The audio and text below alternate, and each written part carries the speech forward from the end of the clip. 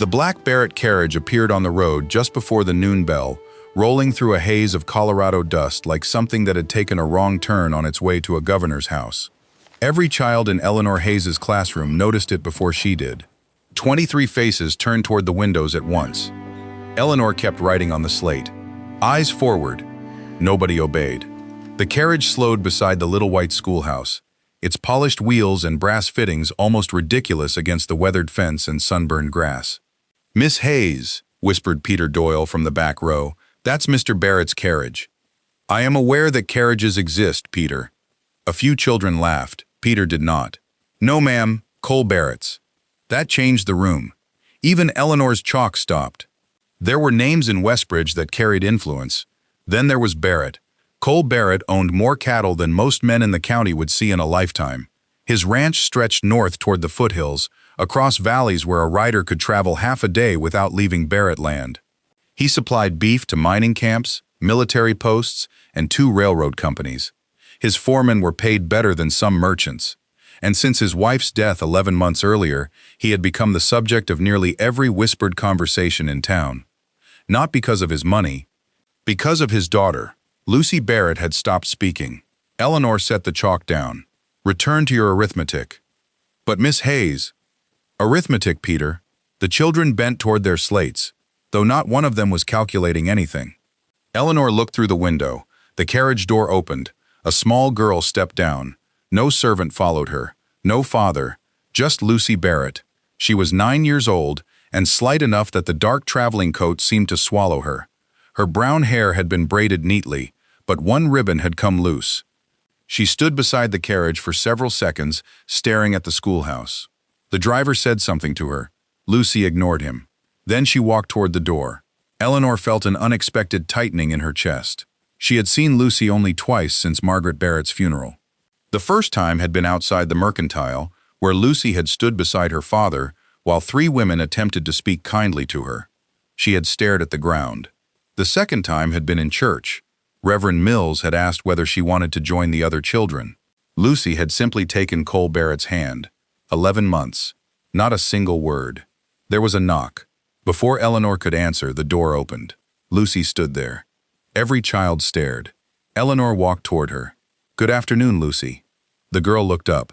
Nothing in her expression suggested shyness. That was the first thing Eleanor noticed. People called Lucy timid. They were wrong. A timid child avoided looking at adults. Lucy studied Eleanor directly. Her gray eyes were alert, measuring, watching. "What brings you here?" Lucy reached into her coat pocket.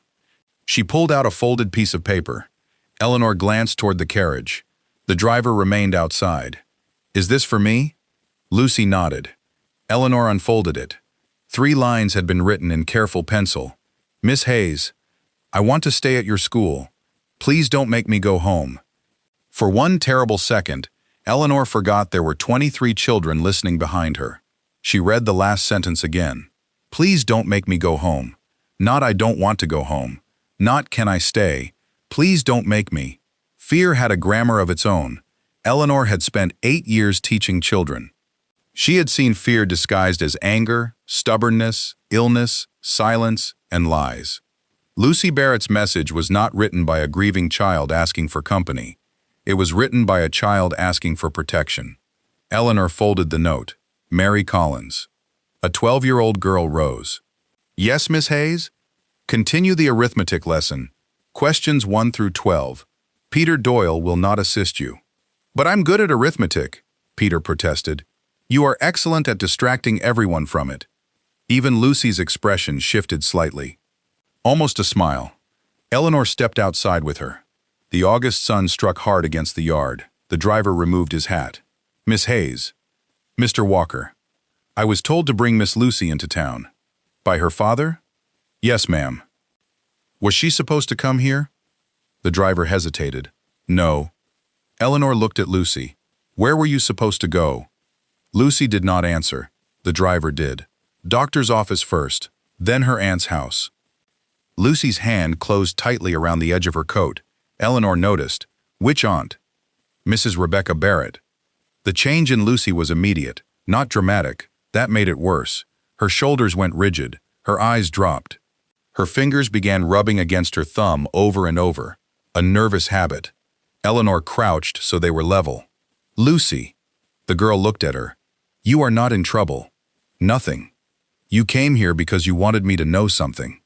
Lucy nodded. "Are you afraid to go to your Aunt Rebecca's house?" Lucy froze. The driver shifted behind them. "Miss Hayes, I don't reckon Mr. Barrett would appreciate—" Eleanor raised one hand without looking at him. Lucy's eyes remained fixed on hers. "Are you afraid of your aunt?"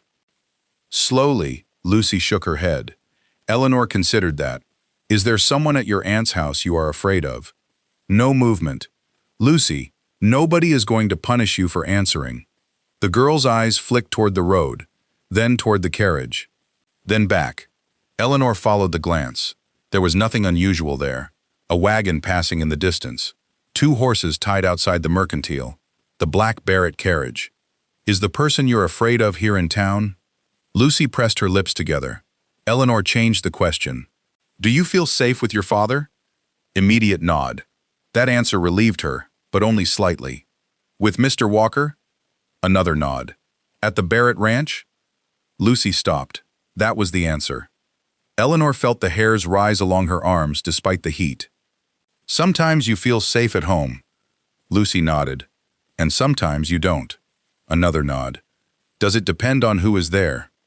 Lucy stared at her, then nodded once. Eleanor stood. Mr. Walker looked deeply uncomfortable. "Miss Hayes, I'm only the driver." "I know. Mr. Barrett told me Mrs. Barrett was expecting Lucy by noon. What will happen if she doesn't arrive?" "He'll hear about it before supper." "Good." The driver blinked.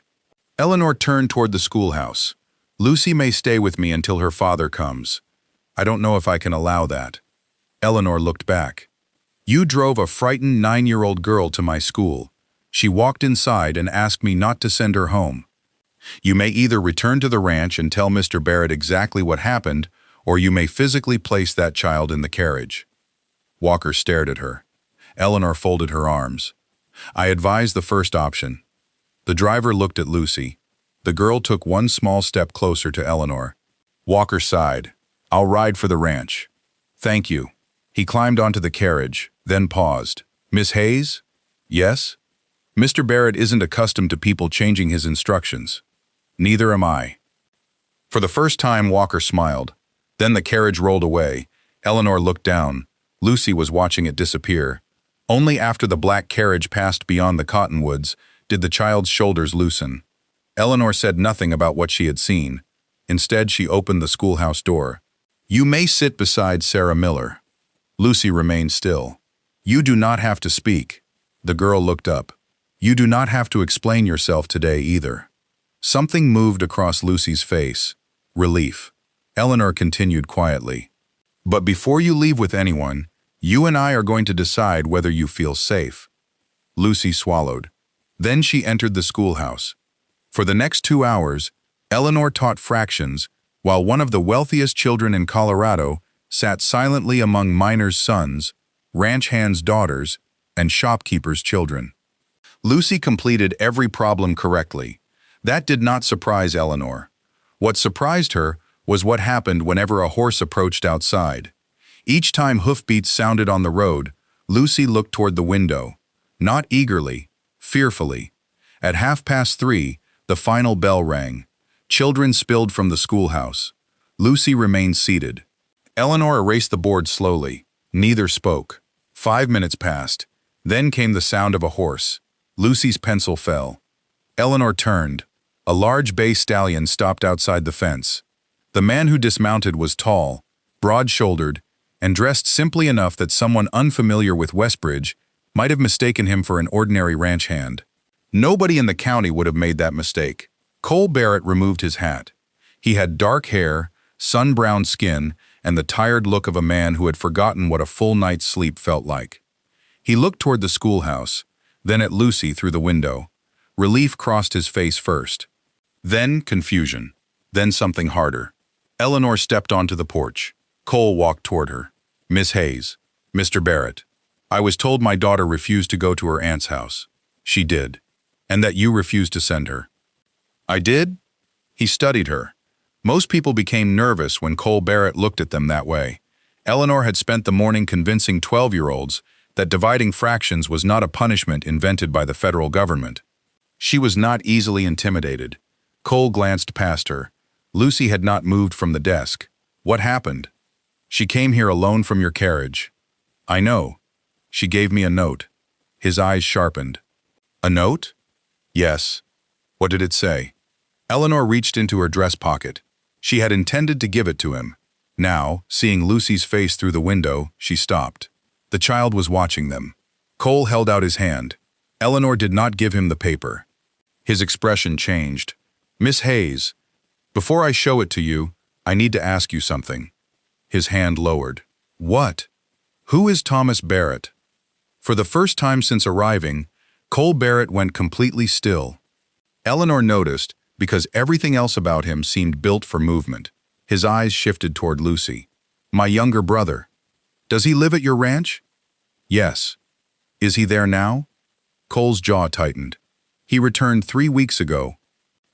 Eleanor looked through the window. Lucy was no longer watching them. She had lowered her head. Both hands were wrapped tightly around the edge of the desk. Cole saw it too. His voice changed. What has Thomas done? I don't know. That isn't an answer. It's the only truthful one I have. Cole stepped closer. Did Lucy tell you something? She hasn't spoken.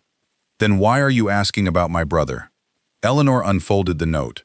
She handed it to him. Cole read it. Once. Then again, the color drained slowly from his face. Please don't make me go home. His thumb pressed into the paper. What did you ask her? Whether she feels safe with you. And? She does. Cole released a breath. With Mr. Walker? Yes. With her Aunt Rebecca, apparently yes. And the ranch? Eleanor held his gaze. She would not say she feels safe there all the time. Something dark entered his expression. Because of Thomas? I never asked his name. Then how did... I asked whether there was someone at home who frightened her. Cole waited. She indicated yes. He looked toward the schoolhouse. And you asked me who Thomas is. Yes. Why? Eleanor glanced at Lucy. When I mentioned her going home, she looked toward the road every time she heard a horse. Cole said nothing. Fear usually attaches itself to something, Eleanor continued. A place, a sound, a person, sometimes several. Your daughter isn't refusing to speak because she has forgotten how. I never said she had. No, but people around town speak as though grief stole her voice. Cole's eyes narrowed. You think they're wrong. I think your daughter is using silence deliberately. For what? Eleanor looked back at Lucy. To keep something from someone. The church clock in town struck 4.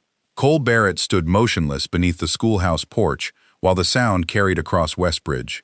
When the final bell faded, he asked quietly, What do you want me to do? That question surprised her more than anger would have. A wealthy man was not supposed to ask a plain schoolteacher what to do with his own household, yet there was no pride in his face now, only fear. Eleanor considered Lucy. Do not question her tonight. Cole frowned. If something has happened, if you push her before she believes she can speak safely, she may retreat further. She's my daughter. That is why you are the worst person to question her. His face hardened. Eleanor continued before he could respond. She loves you, which means she may also be trying to protect you. That stopped him. Cole looked at the note again. What makes you think she trusts you? Eleanor almost laughed. She came to my school. That doesn't answer the question. No. He folded the note carefully, then looked directly at her. She has written 6 words to me in 11 months. Eleanor felt something twist inside her. Cole continued. Good morning, Papa. Good night, Papa. That's all. His gaze moved toward Lucy. Today she wrote you an entire note. Eleanor had no answer. Cole replaced his hat. Then he said the last thing she expected. Come to Barrett Ranch tomorrow. Eleanor stared at him. As what? I don't know yet. That is not generally how employment works. I'm not offering you employment. What are you offering? Cole looked through the open doorway at his silent daughter. A chance to find out why Lucy Barrett is afraid to go home. Then he looked back at Eleanor. And Miss Hayes. Yes? If someone under my roof has given my daughter reason to fear them, I need someone she trusts more than she trusts me." His voice dropped. "Right now, that appears to be you." Eleanor arrived at Barrett Ranch shortly after 8 the next morning. She had expected wealth. She had not expected silence. The road climbed gradually from Westbridge into open country, passing miles of yellow grass and dark pine before dropping into a broad valley bordered by mountains. Hundreds of cattle moved across distant pasture like black marks against gold. Men on horseback worked along the fences. Smoke rose from bunkhouses near a long row of corrals. At the center of it all stood the Barrett house. It was not the enormous mansion Eleanor had imagined from the way people in town spoke about Cole Barrett's fortune. The house was large, certainly, built from pale stone and heavy timber, with a deep porch facing the valley, but it looked less like a monument to money than something designed to survive winters that buried roads and snapped trees. Eleanor stopped her mare near the hitching rail. Cole was waiting for her. "You came. You invited me." I wasn't certain that meant the same thing. It generally does. The corner of his mouth moved, almost a smile. He took the reins as Eleanor dismounted. "I told the men you're here to tutor Lucy." "That isn't what you asked me to do." "No." "Then why tell them that?" Cole tied the mare. "Because if Lucy is frightened of someone here, I'd rather that person not know we're looking for them." Eleanor studied him. That answer improved her opinion of him considerably. "Who knows the truth? You, me, Walker. Lucy, she knows you're coming." "That wasn't my question." Cole met her gaze. "No, she doesn't know what we suspect." "Good." They walked toward the house. Eleanor noticed 3 men near the main barn watching her. One was older, with a gray beard and a leather vest. Another was barely 20. The third man stood apart from the others. He was perhaps 35, tall, well-dressed for ranch work. Dark hair carefully trimmed. Unlike the other men, he did not stare at Eleanor with curiosity. He stared as though he already knew why she had come. Cole followed her gaze. "My brother, Thomas Barrett." Thomas smiled and walked toward them. "So this is the famous schoolteacher." Eleanor looked at Cole. "Famous? Westbridge has apparently been discussing you since yesterday." Thomas extended his hand. "Thomas Barrett, Eleanor Hayes." His handshake was warm, his smile warmer. "Too warm. I hear my niece caused quite a commotion. She visited my school. She ran away from her driver. She walked 20 yards. Thomas laughed. "I like you already." Eleanor did not return the laugh. Thomas seemed not to notice. "You'll forgive us. Lucy's been difficult since Margaret died." Cole's expression changed almost imperceptibly. Eleanor caught it. Thomas continued. "Doctors have tried everything. Reverend Mills prayed over her. Rebecca spoiled her half to death. Cole hired some fellow from Denver who claimed children stopped talking because of nervous exhaustion." "And what do you think?" Eleanor asked. Thomas shrugged. "I think she's 9. The answer came too quickly. "Children do peculiar things. Eventually she'll grow tired of frightening everyone." Eleanor looked directly at him. "You think she's pretending?" Thomas's smile weakened. "I think grief makes people do strange things." "Adults too?" For the first time, something colder appeared behind his eyes. Then Cole interrupted. "Thomas." His brother looked at him. "I need to show Miss Hayes around." "Of course." Thomas stepped aside. But as Eleanor passed, he said quietly, "If you discover the secret to getting Lucy talking again, Miss Hayes, we may build a statue of you in Westbridge." Eleanor stopped. "I'd rather you didn't." Thomas laughed again. She continued toward the house. Only after they were inside did Cole speak. "You don't like him." "I've known him for approximately 40 seconds. That wasn't an answer." Eleanor looked around the entrance hall. "I don't trust men who answer questions nobody asked." Cole considered that. Then a small shape appeared at the top of the stairs. Lucy. She wore a pale blue dress and held a book against her chest. The moment she saw Eleanor, her entire face changed. Not dramatically, but enough. Cole saw it. Eleanor saw him see it. Lucy hurried down the stairs. She stopped 2 steps from Eleanor. "Good morning." Lucy nodded. "I brought arithmetic." The girl's expression fell. Cole coughed into his hand. Eleanor glanced at him. Something amusing? Nothing. Lucy reached for Eleanor's hand. It was the first voluntary physical contact Eleanor had seen her make with anyone except her father. She pulled gently. You want to show me something? Lucy nodded. Cole started to follow. Lucy stopped. Then looked back at him. She shook her head. Cole froze. Eleanor felt the child's fingers tighten around hers. I'll be all right, Eleanor said.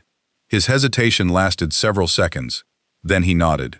Lucy led Eleanor upstairs. They passed 3 bedrooms before reaching a smaller room overlooking the eastern pasture. Lucy's room. Books lined one wall. There were dolls on a shelf, but they looked untouched. A wooden horse sat near the bed. Eleanor noticed drawings, scattered across a small desk. She moved closer. Most were ordinary. Horses, mountains, the ranch house, a woman in a long dress, holding a little girl's hand. Margaret. Then Eleanor saw another drawing underneath. 3 figures stood beside what appeared to be a tree. One was Lucy, one was a woman. The third figure had been covered completely in black pencil. Eleanor lifted the paper. Who is this? Lucy immediately took it from her. Not angrily. Quickly, she shoved it beneath the other drawings. Eleanor did not push. Instead, she walked to the window. From there, she could see almost the entire ranch yard. The main barn, the corrals, a smaller stable, a smokehouse, and farther beyond, near the tree line, an old structure leaning slightly to one side. What is that building?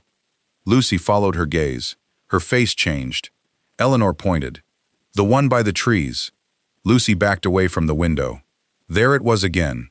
Fear. Eleanor turned toward her. You don't have to show me. Lucy looked uncertain. Eleanor sat at the desk. Your father thinks I came here to help you speak. Lucy watched her. I didn't. A flicker of surprise. I came because you asked me not to send you home. Eleanor took the folded note from her pocket and placed it on the desk. I believed you. Lucy stared at the paper. You don't have to tell me everything today. The girl's eyes lifted. But I need you to understand something. If you are in danger, I cannot help you unless I know where the danger is. Lucy's breathing became shallower. Eleanor waited. No pressure. No questions. After nearly a minute, Lucy walked to the desk. She picked up a pencil. On a fresh piece of paper, she wrote, Not Papa. I know. Another line. Not Mr. Walker. I know. Lucy hesitated.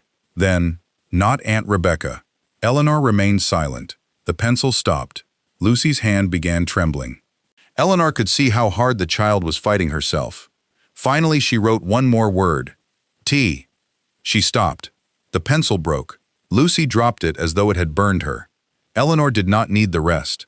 Thomas. Before she could speak, footsteps sounded in the hallway. Lucy snatched the paper. Her face went white. A shadow crossed beneath the door. Someone stopped outside. No knock, no voice, just silence. Eleanor watched the handle. It moved slightly, then stopped. Lucy grabbed her hand. The footsteps continued down the hallway. Eleanor rose and opened the door. Nobody was there. At the far end of the corridor, a man turned the corner. She saw only his back. Dark vest, brown trousers. Could have been Thomas.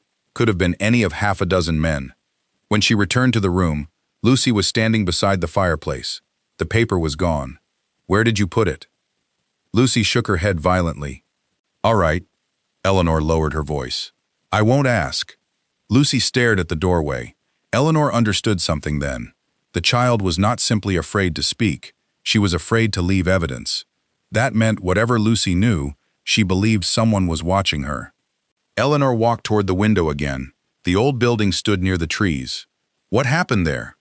Lucy shook her head, but this time her eyes filled with tears. Eleanor changed direction. What was it? Lucy looked at the floor. A barn? No. A cabin? No. Storage? Lucy nodded. Does anyone use it now? No answer. Did your mother go there? Lucy's head snapped up. Eleanor knew. She stepped closer. Lucy, was your mother at that building the night she died? The child's lips parted. For 1 second, Eleanor thought she might speak. Instead, Lucy rushed to the bed. She dropped to her knees and reached underneath. When she stood again, she was holding something wrapped in a faded handkerchief. She placed it in Eleanor's hands. Inside was a silver locket. Eleanor opened it. A tiny portrait of Margaret Barrett filled one side. The other side was empty, except it was not truly empty. There were scratches in the metal. Letters. Eleanor moved toward the window for better light. 3 letters had been carved crudely into the silver. TBR. Eleanor looked at Lucy. What does this mean? Lucy shook her head. Eleanor examined the locket again, then noticed something else. There was dried mud pressed into the hinge. Dark reddish mud. The soil near the main house was pale and dusty, but around the old storage building beneath the trees, the earth looked red. When did you find this? Lucy stared at the locket. After your mother died? A nod. Where? Lucy pointed toward the window. The old building. Eleanor's heart began beating harder. Everyone in Westbridge knew how Margaret Barrett had died. A riding accident. Her horse had supposedly thrown her on the northern trail during a storm. Her body had been found half a mile from the ranch house. But if Lucy had found Margaret's locket beside that old building, then Margaret Barrett had been somewhere she was never supposed to have been. Eleanor wrapped the locket again. Does your father know you have this? Lucy shook her head. Does Thomas? The child's face answered before she could move. Eleanor crouched. Lucy. The girl looked at her. Did Thomas see you find it? Lucy began to tremble. Then footsteps thundered up the stairs. This time they belonged to Cole. He appeared in the doorway, breathing hard. Eleanor. She stood immediately. What happened? Cole looked at Lucy, then at the object in Eleanor's hand.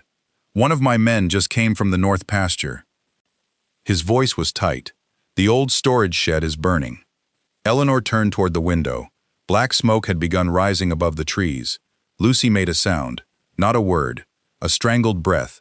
Then she ran toward the window. Flames were already visible through the roof. Men raced across the yard carrying buckets. Cole swore and turned to go.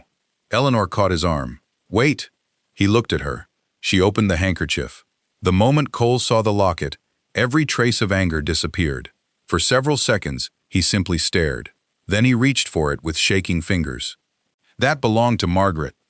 I know. Where did you get it? Eleanor looked at Lucy. The child was crying silently. Cole followed her gaze. Lucy? She backed away. He took one step toward her. Lucy recoiled. Cole stopped immediately. Eleanor answered for her. She found it near the building that is burning. Cole looked toward the window. That's impossible. Why? Because Margaret died on the northern trail. Are you certain? I found her there. Eleanor looked at the smoke. Then perhaps the better question is how her locket ended up somewhere else. Cole's expression hardened. When did Lucy find it? She hasn't told me. Did she see? Don't. He stopped. Eleanor lowered her voice. Someone may have heard us asking questions. Cole looked toward the open doorway, then back toward the burning shed. You think this fire was set? I think a building connected to your wife's death caught fire less than an hour after I began asking Lucy about it. Cole's jaw tightened. That could be coincidence. Yes. You don't believe it is. No. A crash sounded outside as part of the shed roof collapsed. Lucy flinched. Eleanor watched her. Then the child did something neither adult expected. She crossed the room to a wooden chest beneath the window. She opened it. Inside were blankets, old dresses, and several childhood toys. Lucy pulled everything out. At the bottom was a loose wooden board. She lifted it. Hidden beneath was a small leather-bound notebook. Cole stared. Lucy carried it to Eleanor. Not her father. Eleanor. She opened the cover. The first several pages were filled with handwriting. Margaret Barrett's handwriting. Cole recognized it immediately. My God. Eleanor turned the page. Dates, names, amounts, short notes. Some entries looked like ordinary household accounts. Others did not. Thomas. Asked again about northern acreage. Thomas. Says Cole must never know. Thomas. Saw him near storage shed after midnight. Eleanor looked at Cole. His face had gone pale. She turned another page. The final written entry was dated 3 days before Margaret died. If anything happens to me, it was not the horse. Cole stopped breathing. Lucy stood perfectly still. Outside, the old storage building collapsed into flames. And beneath Margaret Barrett's final sentence, written in darker ink and underlined twice, were 6 words. Ask Thomas what he was looking for. For several seconds, nobody in Lucy's bedroom moved. The smoke outside thickened until it smeared the blue morning sky. Cole stood with Margaret's notebook in his hand. Eleanor watched him read the final sentence again. Ask Thomas what he was looking for. His thumb rested against the page. Lucy remained beside the wooden chest, staring at her father. Eleanor had seen children wait for punishment before. This was different. Lucy was waiting to see whether he would believe what was in front of him. Cole finally looked at her. Did your mother give this to you? Lucy shook her head. Did you find it? A nod. In this room? Another nod. Cole glanced toward the loose floorboard. How long have you had it? Lucy's eyes dropped. Eleanor intervened. Cole. He looked at her. Not all at once. I need to know. So does she. His jaw tightened. Eleanor lowered her voice. You have had 11 months to wonder what happened to your wife. Lucy has had 11 months to wonder what would happen if she told you. That struck him. His expression softened immediately. Cole closed the notebook. Then he did something Eleanor had not expected. He knelt in front of his daughter. I am not angry with you. Lucy looked at him. I need you to hear that whether you answer me or not. Her eyes filled. Cole swallowed. If your mother gave you something, if you found something, if you saw something, none of it is your fault. Lucy's chin trembled. He held out his hand. She hesitated, then placed hers inside it. Cole closed his fingers around hers. I should have known you were frightened. Lucy shook her head quickly. No? Another shake. You didn't want me to know? Lucy's eyes filled with panic. Eleanor crouched beside them. Because knowing might put him in danger? Lucy turned toward her. Slowly, she nodded. Cole went still. Eleanor understood. Lucy believes whatever happened to Margaret could happen to you. The girl squeezed her father's hand. Cole stared at her. There were some truths that broke loudly. Others entered a man quietly and rearranged everything inside him. Eleanor saw the second kind happen to Cole Barrett. He lowered his forehead against Lucy's hand. For a moment, the wealthiest rancher in Westbridge looked like nothing more than a father who had finally understood how afraid his child had been. Then shouting rose from outside. A ranch hand appeared below the window. Mr. Barrett? Cole stood and crossed to the window. What? We got most of it contained, but the whole north side is gone. Anyone hurt? No? Keep men on it until there's nothing left to catch. Yes, sir. Cole turned back. Eleanor took the notebook. How many people knew this shed mattered? I didn't. Thomas? Apparently Margaret thought he did. And Lucy. They both looked at the girl. Eleanor continued.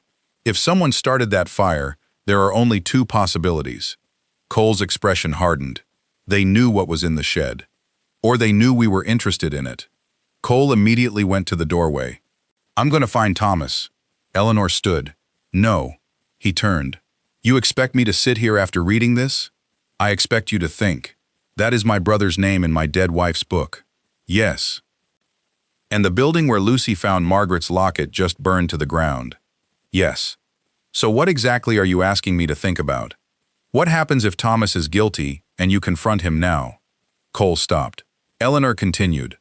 You have a notebook, a locket, a frightened child, and a burned building. Enough for me. Not enough for a sheriff. His anger shifted toward her. You think I care about a sheriff? You will if Thomas tells everyone Margaret was grieving, confused, or paranoid when she wrote this. Cole said nothing. You will if he says Lucy found the locket somewhere else. His face darkened. You will if he asks why an 11-year-old notebook or private diary. 9. Eleanor paused. What? Lucy is 9. I know. You said 11-year-old. I said 11-month. Eleanor stopped. They looked at each other. Then she opened Margaret's notebook again. Something had bothered her. The handwriting, the pages, the entries. She flipped backward. Most dates were from the final 6 months of Margaret's life. But one page near the center contained notes from almost 3 years earlier. Thomas returned from Denver. Asked Cole for loan again. Northern acreage mentioned. Then a year later, Thomas says railroad survey makes Northland valuable. Cole refuses to sell. And 4 months before Margaret's death, found old map in Barrett papers. Thomas does not know I have it. Eleanor looked up. What northern acreage? Cole's anger disappeared. What did she write? Eleanor showed him. He read the lines.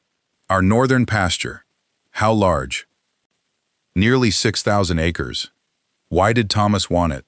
He didn't. Margaret thought he did. Cole walked to the window. Years ago, Thomas got himself into debt in Denver. Cards, investments, men who promised easy money. He came home asking for help. You gave it to him? Twice. And the third time? I told him no. Eleanor closed the notebook. So he wanted land instead. I never heard that from him. Margaret did. Cole looked toward the burning shed. There was a railroad survey 3 years ago. Through your property? Near it. Nothing came of it. Are you certain? Cole frowned. The proposed line was abandoned. Who told you? My attorney. Name? Henry Caldwell. Eleanor noticed a faint change in his face when he said it. You trust him? I have for 15 years. That wasn't my question. Cole looked annoyed. You suspect everyone. No, I simply prefer answers that do not depend on loyalty. A voice came from the hall. Cole? Thomas. Lucy recoiled so sharply she struck the edge of the bed. Cole saw it. Eleanor did too. Thomas appeared in the doorway. His shirt sleeves were rolled up.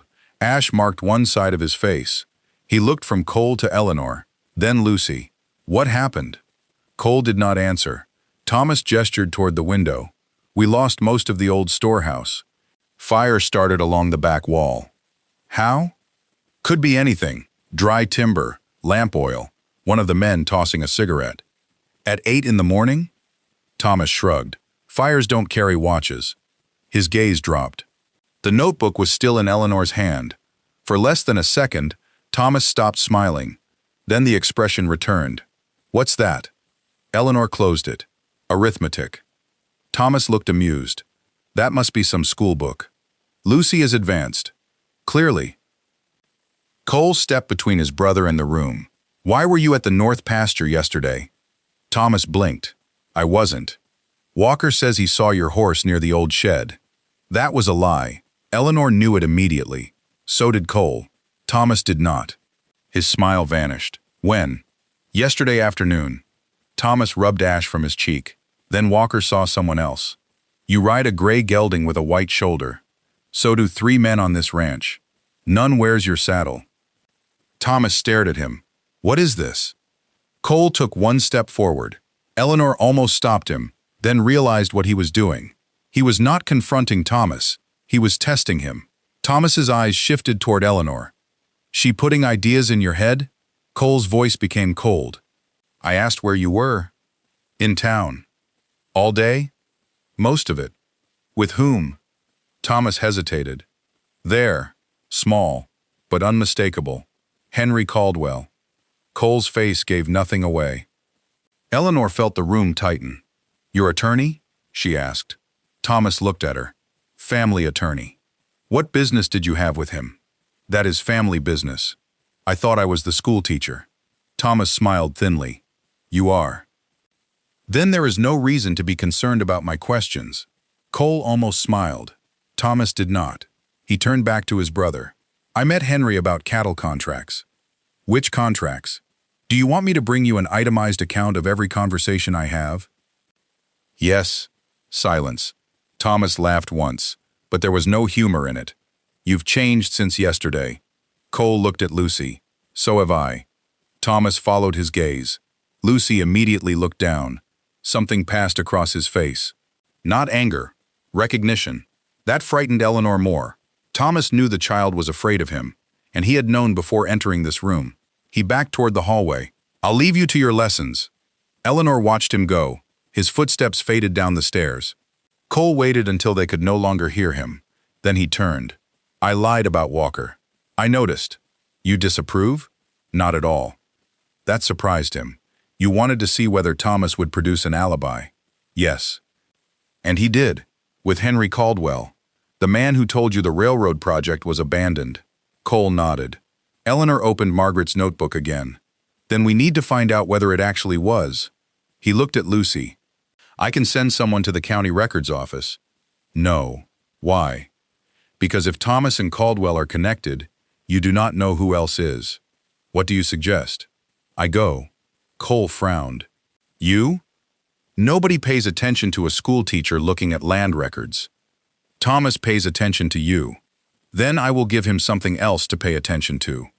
Before Cole could ask what she meant, Lucy suddenly crossed the room. She took the notebook from Eleanor. Then she flipped rapidly through the pages. Near the back, she stopped. 2 sheets had been glued together. Lucy pushed her fingernail between them and carefully separated the edges. Something thin slipped onto the floor. A folded piece of paper. Cole picked it up. It was old. Yellowed. He opened it across the desk. A map. Hand-drawn. The Barrett property appeared in black ink. The north pasture was marked with a heavy line. A second line ran directly through it. Railroad. But that was not what made Cole stare. Beside the proposed rail route, Margaret had written, "Water rights transfer with land." Eleanor leaned closer. Another note appeared below it. If Cole signs the revised family deed, Thomas controls the northern tract. Cole looked up slowly. I never signed any revised deed. Eleanor's eyes went to the final note. Then she felt cold. Margaret had added one last sentence in the margin. Henry says Cole already signed it. Cole read it. His face changed completely. That's impossible. Are you certain? I would remember giving 6,000 acres to my brother. Eleanor looked at the map. No. Cole stared at her. You would remember knowingly giving 6,000 acres to your brother. Neither of them spoke. Downstairs, the front door closed. A horse galloped away moments later. Eleanor crossed to the window. Thomas Barrett was riding hard toward the southern road, toward Westbridge, toward Henry Caldwell's office. Cole reached for his gun belt. Eleanor caught his arm. This is what he wants. What? For you to chase him angry. He's going to Caldwell. Then let him. Cole stared at her as though she had lost her mind. Eleanor folded Margaret's map. If they think all we have is suspicion, they may make a mistake. And if they destroy the deed, then we find the record that proves it existed. What record? A land transfer cannot survive on one piece of paper. Cole's eyes narrowed. County registry. Exactly. He looked toward the road again. Thomas will reach town before you. Yes. And Caldwell will know we're looking. Only if Thomas knows what we found. Cole looked at her. He saw the notebook. He saw a book. Eleanor picked up one of Lucy's arithmetic texts. She removed its leather cover, then carefully slid Margaret's notebook inside. Cole watched.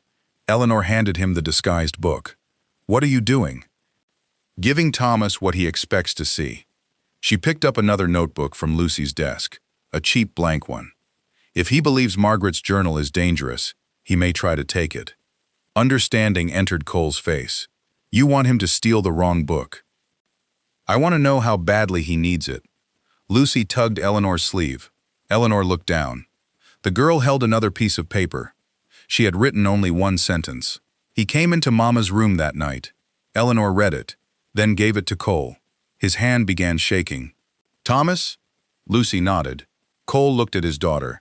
The night she died? Lucy nodded again. Did you see him? Another nod. Cole's voice dropped almost to a whisper. What was he doing? Lucy picked up the pencil. Her hand trembled. She wrote slowly, looking for the map. Cole closed his eyes. Eleanor waited. Lucy wrote again. Mama caught him. The pencil stopped. Cole opened his eyes. What happened then? Lucy stared at the page. Eleanor saw terror returning. That's enough. Cole looked at her. We need. That is enough. Lucy dropped the pencil. Then, almost without sound, she whispered, They fought. Cole froze. Eleanor stopped breathing. Lucy seemed shocked by her own voice. It was the first time she had spoken in 11 months. Cole moved toward her, but Lucy backed away. Her lips trembled. Then she forced out 3 more words. He followed her. Cole's face went white. Where? Lucy looked toward the window, past the burned shed, toward the northern hills, the trail. Cole stared at her. Lucy began crying. Mama rode away. Her voice cracked from disuse. He went after her. Cole's hands closed into fists. Eleanor stepped between father and daughter before grief could become interrogation. But Lucy had one thing left to say.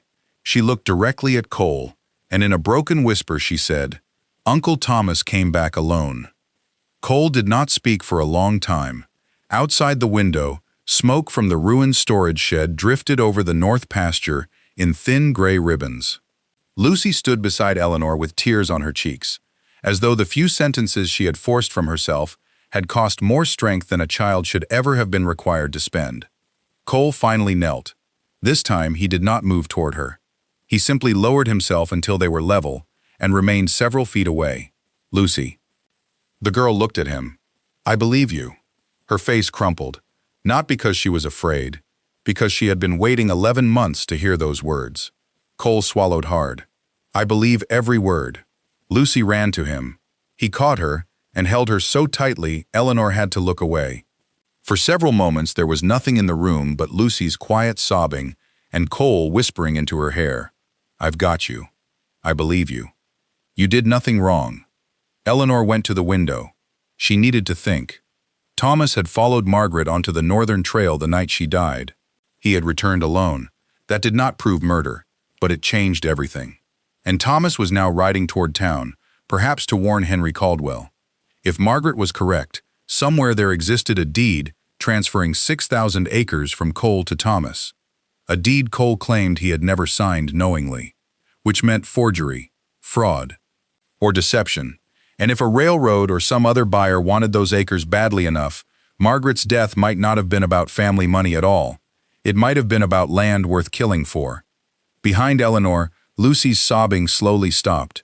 Cole rose with her still holding his hand. "You're not staying here." Lucy stiffened. Eleanor turned quickly. Cole saw the fear and corrected himself. "I mean, you're not staying at the ranch while I'm gone." Lucy relaxed slightly. "Rebecca's?" Eleanor asked. Cole shook his head. "If Thomas suspects Lucy remembers something, I don't want him knowing where she is." "You trust Rebecca?" "With my life." "Thomas knows that." Cole looked at her. "So where?" Eleanor already had an answer. "My house." Cole frowned. "You live alone." "That is precisely why nobody will expect Lucy Barrett to be there." "I expect Thomas might." "Thomas thinks you hired me as a tutor. He will expect Lucy to remain here or go to family." Cole considered it. "You have a gun?" "No." His expression was immediate. "Then absolutely not." "I have a fireplace poker." "This is not amusing." "I wasn't attempting to be amusing." He stared at her. Eleanor sighed. "My neighbor is Sheriff Amos Reed's mother." That changed his expression. "Mrs. Reed? Her kitchen window faces my back door. She notices everything that moves within half a mile." Cole almost smiled. "That may actually be safer than a deputy." "It usually is." Lucy looked between them. Eleanor crouched. "Would you feel safe staying with me tonight?" Lucy nodded at once. Cole noticed. The answer hurt him, though he tried not to show it. Eleanor touched his arm lightly. "She isn't choosing me over you." "I know. She's choosing somewhere that doesn't remind her of what happened." Cole looked toward the hallway. "I know." An hour later, Lucy was riding toward Westbridge with Eleanor. Margaret's true notebook was wrapped beneath Eleanor's blouse, inside a cloth pouch tied at her waist. The false notebook remained upstairs. Cole stayed behind. His job was simple. Act as though nothing had changed. Let Thomas return. Let him believe Eleanor had learned nothing useful. Then watch what he did. Eleanor and Lucy reached town before noon. Westbridge was busy enough to hide them. Freight wagons rattled along Main Street. Miners stood outside the saloon. Two ranch wives argued over potatoes beside the mercantile. Nobody paid much attention to a schoolteacher riding with a child. That was Eleanor's advantage. People rarely watched women they considered ordinary. She left Lucy with Mrs. Reed. The elderly widow opened her door, took one look at the girl, then at Eleanor. "Trouble?" "Yes." "How much?" "I don't know yet." Mrs. Reed nodded. "Then I'll make stew." That was the entire conversation. Eleanor crossed town alone. The county registry occupied 2 rooms behind the courthouse. A thin clerk named Mr. Pritchard looked up when she entered. "Miss Hayes, good morning. School holiday?" "Geography lesson." He blinked. "I'm teaching land boundaries." That was not entirely false. She smiled. I was hoping to show the older students examples of recorded deeds. Pritchard looked pleased to be useful. Certainly. County plats are there.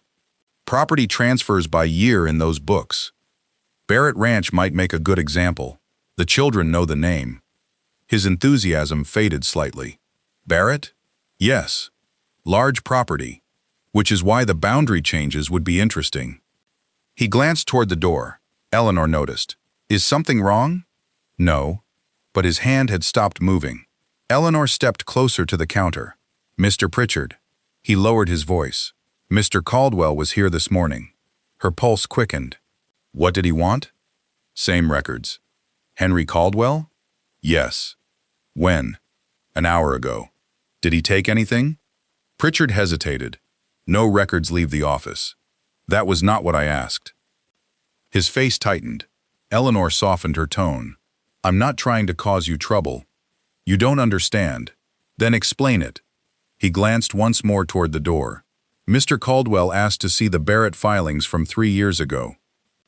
Did you show him? I had to. And? He spent nearly 20 minutes with volume 42. Eleanor looked toward the shelves. May I see it? Pritchard rubbed his jaw, then walked to the back. He returned holding a heavy leather ledger.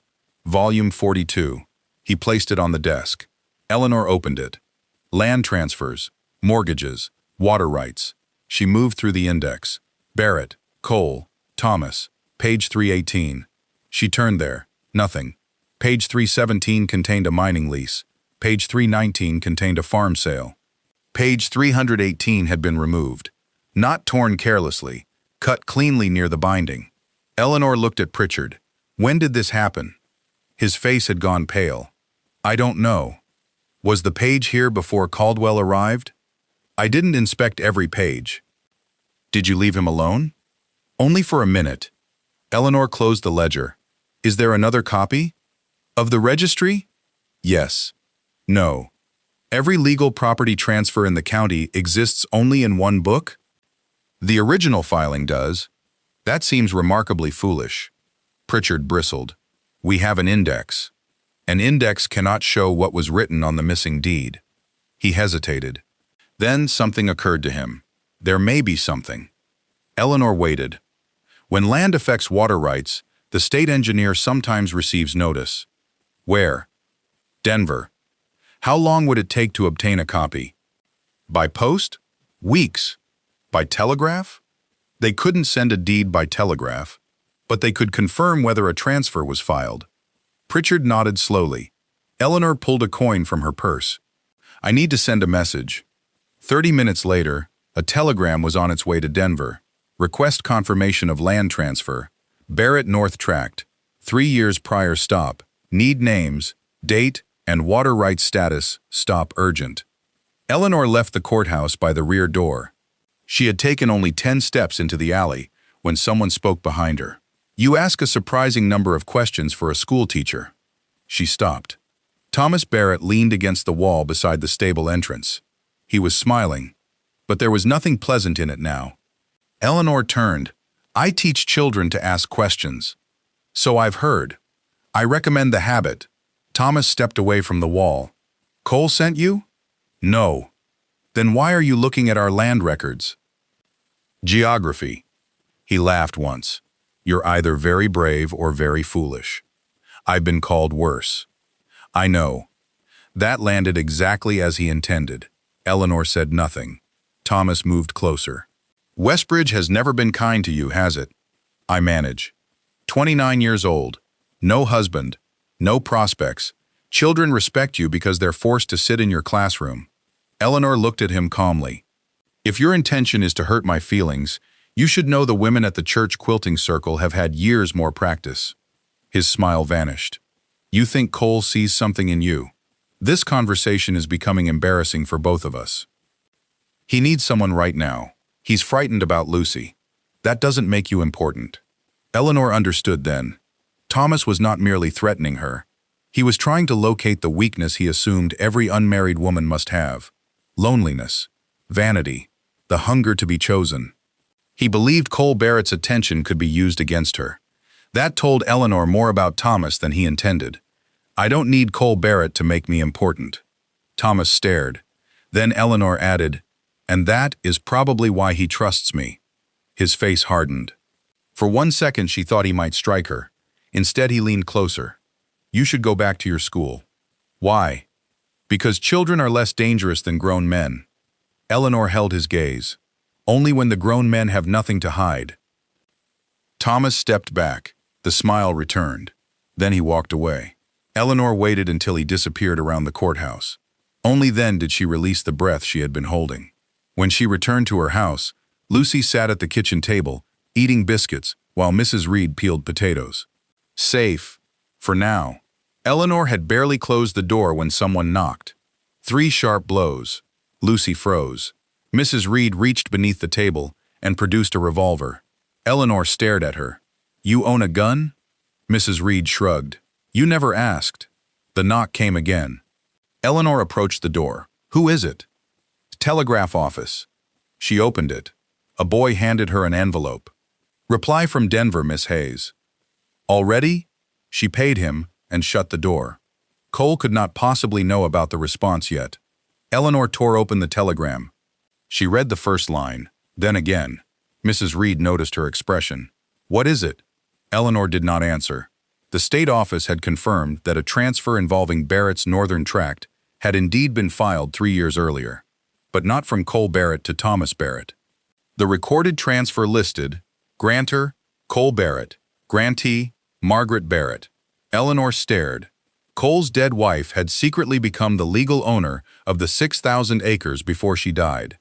Then she read the second line. A second filing had been submitted only 5 days after Margaret's death. Transfer of full northern tract and associated water rights. Grantee, Thomas Barrett. Eleanor's blood ran cold. At the bottom was one final detail. The second transfer carried Margaret Barrett's signature, a signature dated 2 days after she was already dead. Eleanor read the telegram a third time. There was no mistake. Margaret Barrett had supposedly signed away 6,000 acres of land and every associated water right 2 days after her own death. Mrs. Reed placed the potato knife on the table. That bad? Eleanor folded the telegram. Worse. Lucy was watching her. Eleanor did not want to discuss the details in front of the child, but Lucy had spent 11 months surrounded by adults who believed hiding truth would protect her. It had not. So Eleanor sat beside her. Lucy, I found something that proves your mother was right to be worried. The girl's eyes widened. It does not prove exactly what happened to her. Lucy looked down. But it proves someone lied after she died. Mrs. Reed frowned. About what? Land. She handed the telegram to her. Mrs. Reed read slowly, then looked up. A dead woman signed a deed? Apparently.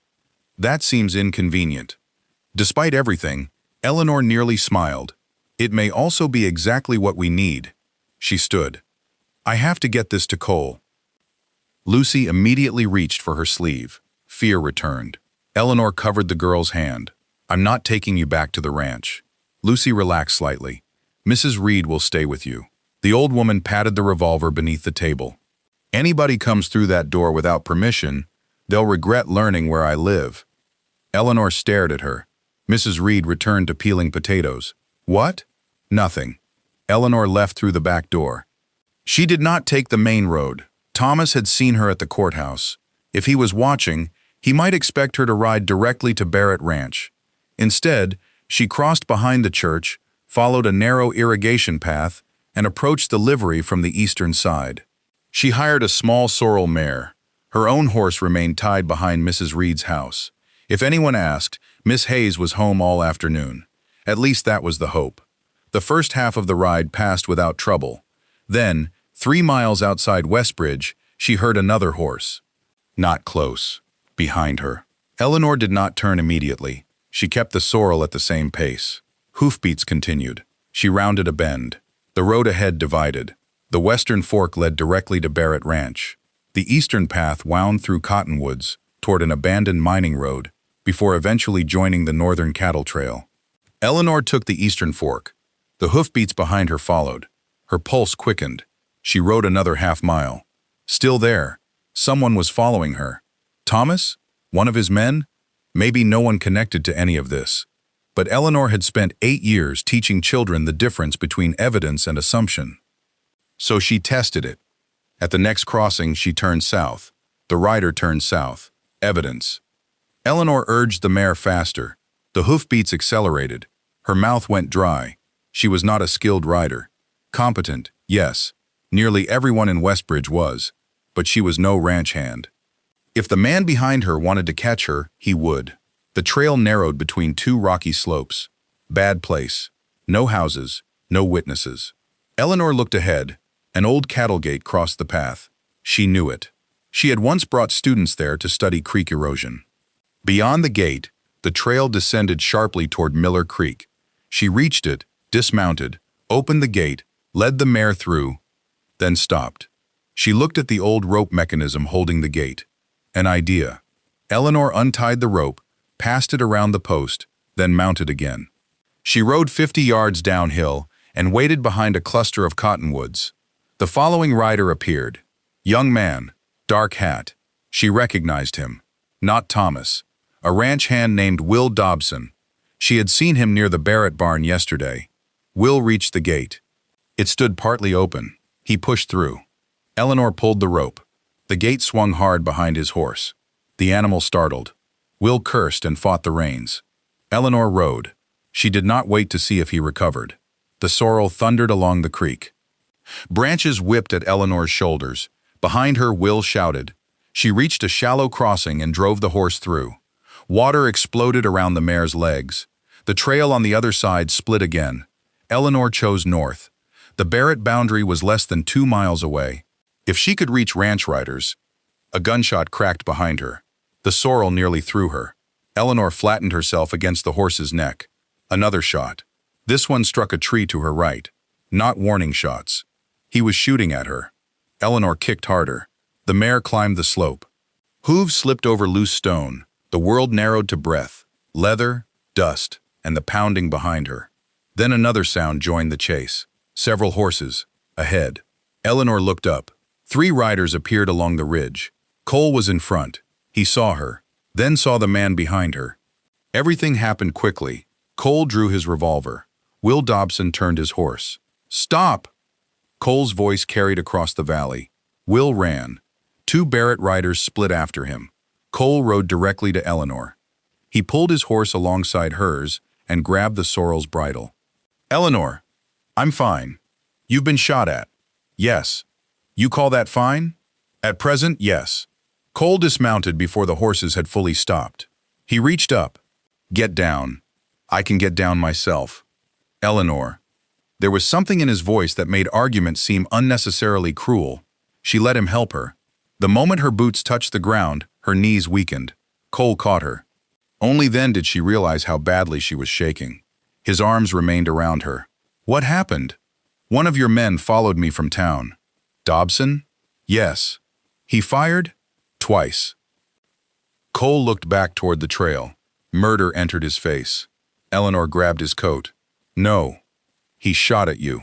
And if you ride after him angry, we lose the advantage again." His gaze snapped back to her. "He could have killed you, but he didn't. That is not the point. It is precisely the point." Cole stepped away. She had never seen him this angry. Not even after Lucy's confession. "Why were you riding alone?" "I had information." "You could have sent a message. To a ranch where we know at least one man is working for Thomas?" Cole stopped. Eleanor reached into her dress and removed the telegram. He stared. "You hid that inside your clothes?" It seemed unlikely anyone would politely ask before searching my saddlebag. She handed it to him. He read. The anger slowly became something else. Disbelief, then horror. She owned it? According to the state record. Cole read again. "I never transferred that land to Margaret. Perhaps you did without knowing." "How?" "Documents placed among business papers. A signature obtained under another purpose." Cole shook his head. "Margaret would have told me, unless she discovered it afterward." His eyes moved across the telegram. And 5 days after she died, Thomas received the land. Cole's jaw tightened. With Margaret's signature. 2 days after she was buried, he folded the telegram slowly. "This is enough. For fraud." For murder. No. Cole's head snapped toward her. Lucy saw him follow Margaret. That proves he followed her. His name is in her notebook. That proves she distrusted him. He forged the signature of a dead woman, or someone did for him. Cole stared at her. You still want more? I want enough that no judge, lawyer, or jury can explain it away. Cole looked toward the north. One of his riders had disappeared after Will. The other was returning. Mr. Barrett? The rider slowed. Dobson got into the timber. Frank's still after him. Cole nodded. Go back to the ranch. Tell Walker nobody leaves without my permission. The rider hesitated. Nobody? Nobody. Yes, sir. He rode away. Eleanor watched him go. What if Thomas is already gone? He came back from town an hour ago. You saw him? Yes. What did he do? Nothing. That means something. Cole looked at her. He ate lunch. Definitely suspicious. Despite himself, Cole laughed once. It vanished quickly. Then he looked at her scratched face. A thin line of blood ran along her cheek from a branch. He reached up. Eleanor froze. His thumb stopped just beneath the cut. You're bleeding. So are several trees. I'm serious. So am I. But neither moved. The distance between them had disappeared. For the first time, Eleanor became aware not of Cole Barrett the rancher, or the father, or the widower. Just the man. His hand remained near her cheek. His eyes searched hers. Something unspoken entered the space between them. Then Eleanor stepped back. Not because she disliked it, because she did not. That was more dangerous. Cole lowered his hand. I shouldn't have asked you into this. You didn't. I brought you to the ranch. Lucy brought me into it. You could have walked away. Eleanor looked at him. Could you? He knew what she meant. If a child had placed that note in his hand, could he have ignored it? No. Cole looked toward the trail. Westbridge spent years telling me you were cold. Eleanor raised an eyebrow. Did it? Among other things. What did you believe? I didn't know you. That has never stopped Westbridge. He almost smiled. Then his expression softened. They were wrong. Eleanor felt suddenly exposed. She preferred guns. At least bullets made their intentions clear. Cole continued. You walked into a house full of people you didn't know because my daughter asked you for help. She is a child. You rode alone with evidence someone is willing to kill for. That was less intelligent. Yes, thank you. That was not praise. Good. He smiled then, a real smile. For a heartbeat, the mountains, the fraud, Thomas, Margaret's death, all of it disappeared. Then a rifle shot sounded in the distance. Cole turned instantly. A second shot, then silence. He mounted. Stay here. Eleanor stared at him. You know by now that instruction is unlikely to work. Eleanor. She was already mounting the sorrel. Cole muttered something she chose not to hear. They rode toward the sound. Half a mile into the timber, they found Frank standing beside his horse. Will Dobson was on the ground. Alive, but barely. Blood soaked his shirt near the shoulder. Frank looked shaken. I didn't shoot him. Cole dismounted. Who did? I don't know. He was ahead of me. Somebody fired from the trees. Eleanor looked around. A man running from Cole Barrett had just been silenced by someone else. Will coughed. His eyes opened. Cole knelt beside him. Who shot you? Will tried to speak. Nothing came. Eleanor crouched. Will. His eyes moved toward her. You followed me. A tiny nod. Thomas told you? Will's face tightened. Then he whispered, Not Thomas. Cole leaned closer. Who? Will's breathing rattled. Caldwell. Eleanor and Cole exchanged a look. Henry Caldwell, the attorney. Will swallowed painfully. Caldwell said, Get the telegram. You knew what was in it? Eleanor asked. No. Why did he want it? Will struggled for breath. He said, if she got proof, everything was finished. Cole's face hardened. Where is Caldwell now? Will's eyes moved toward him. Then fear entered them. He's not working for Thomas. Eleanor felt cold. What do you mean? Will coughed. Blood appeared at the corner of his mouth. Thomas works. His eyes closed. Eleanor leaned closer. Will? He forced them open. For him, Cole stared. Henry Caldwell was not helping Thomas steal the Barrett land. Thomas was helping Henry Caldwell. Why? Cole demanded. Will's voice was barely audible. The water. Eleanor remembered the map. Water rights transfer with land. What about the water? Will breathed once, twice, then whispered, "Railroad never died." Cole went completely still. Eleanor understood first. The survey. Will nodded weakly. They changed the route. To the northern tract? Another nod. Cole's face lost all color. What does Caldwell gain? Will's answer came in pieces. Railroad needs water station. He coughed again. Only reliable spring. For 40 miles. Eleanor's mind raced. A railroad line through Barrett's northern acreage. Water rights attached to the land. Thousands of acres purchased cheaply before the route became public.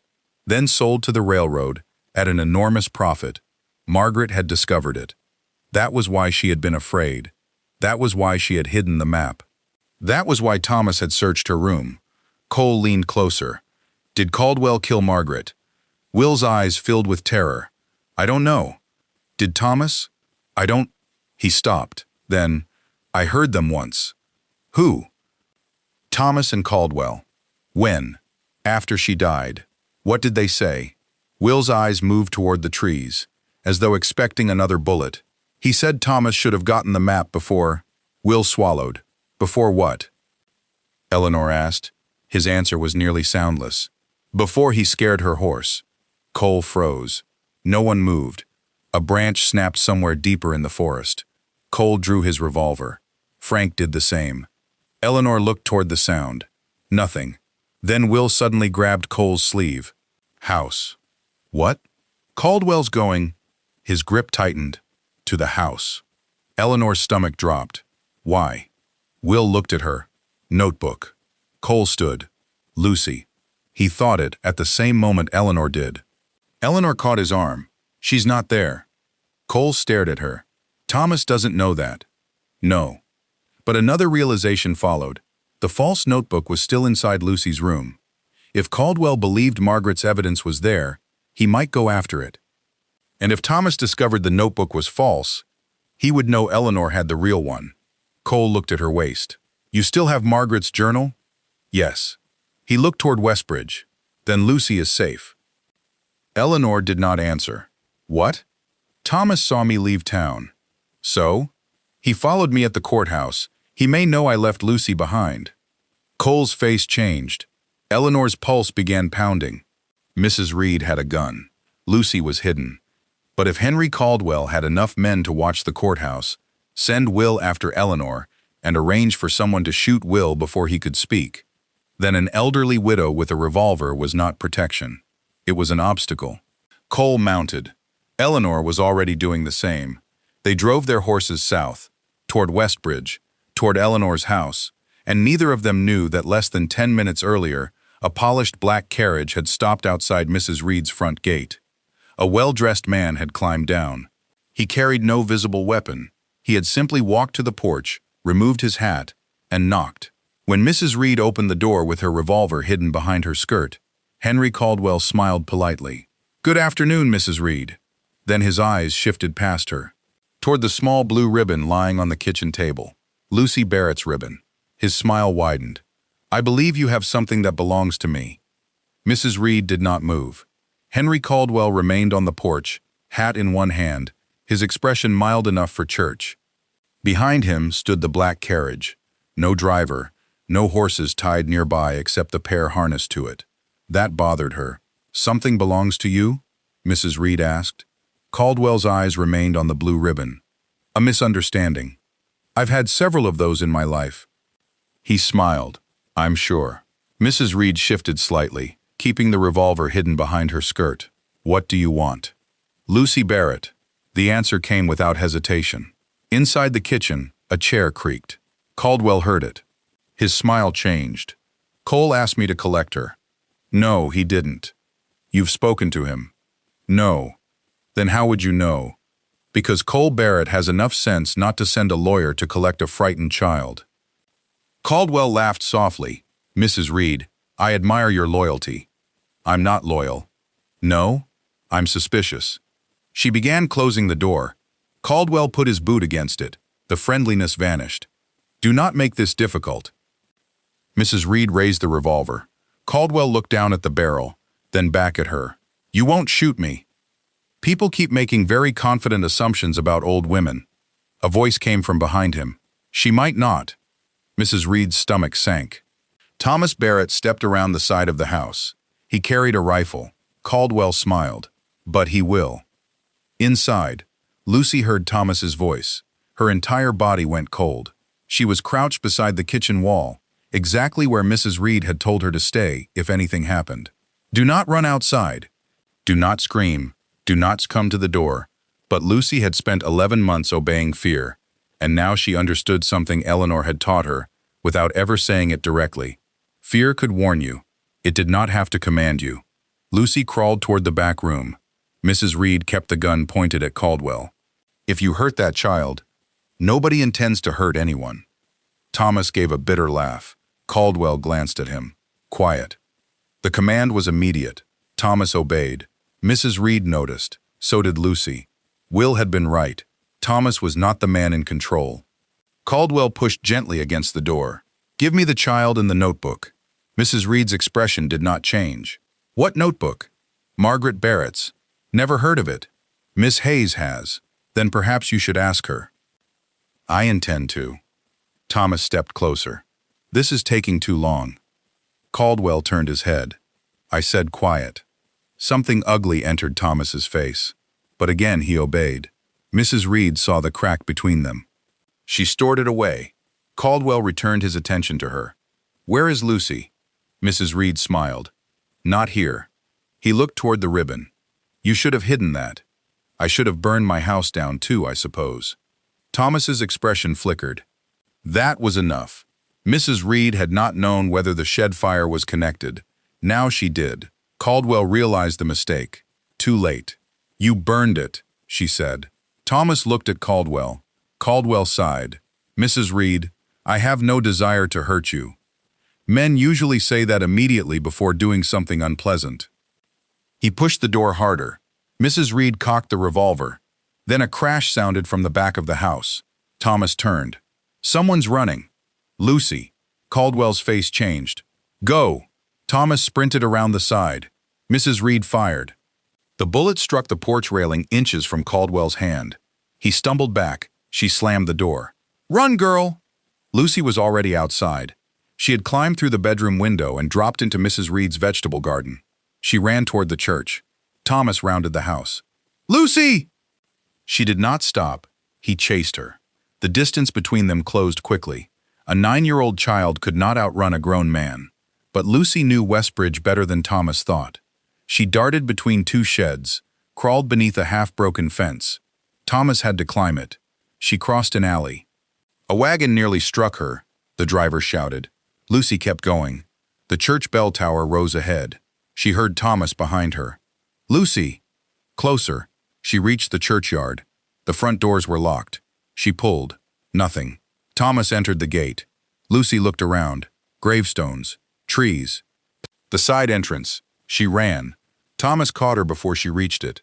His hand closed around her arm. Lucy screamed. The sound shocked both of them. Not because it was loud, because she had barely spoken in almost a year. Let me go! Thomas froze. Lucy kicked him. He cursed and tightened his grip. You stupid little...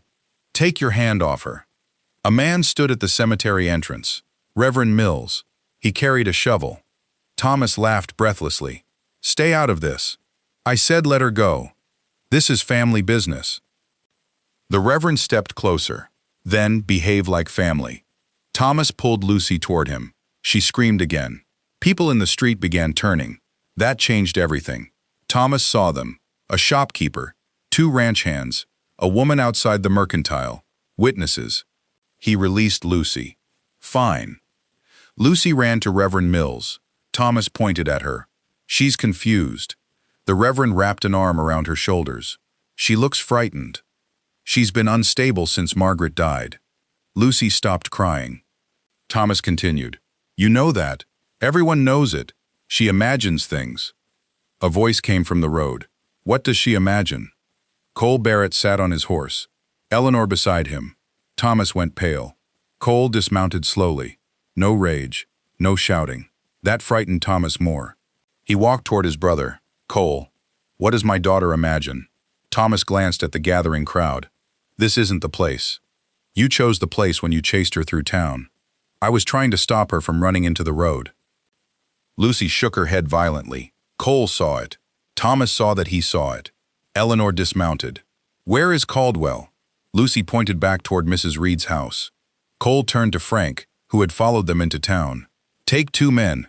Frank rode immediately. Thomas stepped backward. Cole, listen to me. I've listened to you for 35 years. Cole's voice was quiet. Apparently that was the problem. Thomas's face hardened. You don't know what happened. I know Margaret wrote your name. Thomas stopped. I know you followed her the night she died. Silence spread through the churchyard. Several townspeople moved closer. Thomas looked at Lucy. You told him? Lucy stepped behind Eleanor. That single movement answered him. Thomas's expression changed from fear to hatred. Cole saw it. He stepped between them. Look at me. Thomas did. You do not look at her again. Thomas laughed nervously. You think I killed Margaret? Did you? No. Did you follow her? Thomas hesitated. Then, yes. A murmur moved through the crowd. Cole's jaw tightened. Why? She took something that belonged to me. The map? Thomas looked at Eleanor. That confirmed it. Cole continued. You searched her room. Yes. You followed her onto the northern trail. Yes. And? Thomas's voice rose. And? Nothing? Cole took another step. She rode away. I followed. We argued. She threatened to tell you about the land. What happened to her horse? Thomas looked away. Cole's voice dropped. What happened? I grabbed the reins. Eleanor felt Lucy's hand close around hers. Thomas continued rapidly. I only wanted her to stop. Cole's face went white. She tried to ride past me. So you frightened the horse. I didn't mean... What did you do? I grabbed the bridle. Thomas was breathing hard now. The animal reared. Cole did not move. Margaret fell. Thomas's voice cracked. She hit the rocks. Lucy began crying. Cole stared at his brother. You left her there. No, I found her alone. She was breathing when I left. Cole's fist struck Thomas before anyone could react. Thomas hit the ground. Reverend Mills stepped forward. Eleanor caught Cole's sleeve. Cole. He pulled against her. Cole. Thomas rolled over, blood running from his mouth. I didn't kill her. Cole tried to move again. Eleanor held on. If you kill him now, Caldwell wins. Those words reached him. Barely, but enough. Cole stopped. Thomas wiped his mouth. You think this was my plan? Eleanor looked at him. No. Thomas stared. You were useful to Caldwell. His face changed. She continued. He needed someone close enough to Cole to manipulate documents. Someone desperate for money. Someone resentful enough to believe he deserved part of the ranch. Thomas said nothing. You frightened Margaret. She wasn't supposed to die, but she did. Thomas looked toward Lucy. And Caldwell told you what to do next. Cole stared. What? Thomas's shoulders sagged. He said if I told the truth, I'd hang. So you forged Margaret's signature. I didn't. Then who did? Thomas laughed bitterly. Henry. Cole looked toward Mrs. Reed's house. Why transfer the land to you? Because Henry couldn't own it directly without raising questions. And once the railroad deal closed, he would buy it from me. For how much? Thomas said nothing. Cole's expression was disgusted. How much was your wife worth? Thomas flinched. Don't. How much? Cole. How much was 6,000 acres worth to you after Margaret died? Thomas shouted, I didn't mean for her to die. The town went silent. Thomas heard himself. So did everyone else. The confession hung in the air. Eleanor felt Lucy trembling beside her. Cole did not strike his brother again. Somehow that was worse. He looked at Thomas as though the man before him had become a stranger. Then hoofbeats approached. Frank returned. Alone. Cole looked past him. Caldwell? Gone. What happened? Mrs. Reed says he ran when Thomas took off after Lucy. Carriage is still there? Eleanor's pulse quickened. He left on foot? No.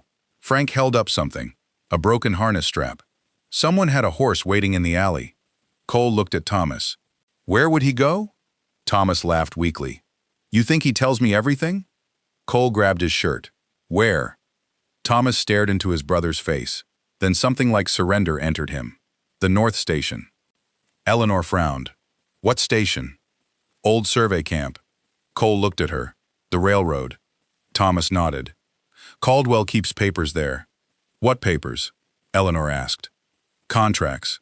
Survey plans. Purchase agreements. Evidence? All of it. Cole released him. Thomas sank against the fence. Eleanor understood. Caldwell was not running blindly. He was going to destroy everything. The notebook, she said. Cole looked at her. If Caldwell believes I have Margaret's journal, he may assume the rest of the proof no longer matters. Thomas shook his head. No. They looked at him. You don't understand Henry. What? Eleanor asked. He keeps copies of everything.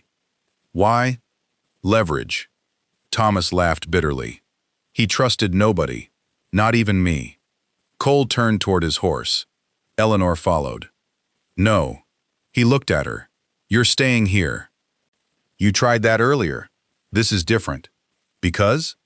Because Caldwell has already tried to have you shot. And now I know why. That does not improve the situation. It improves mine. Cole stared at her. Eleanor moved closer.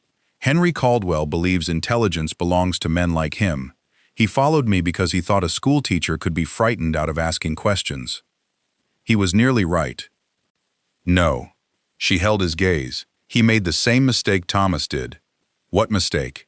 He believed being overlooked made me weak. Cole said nothing.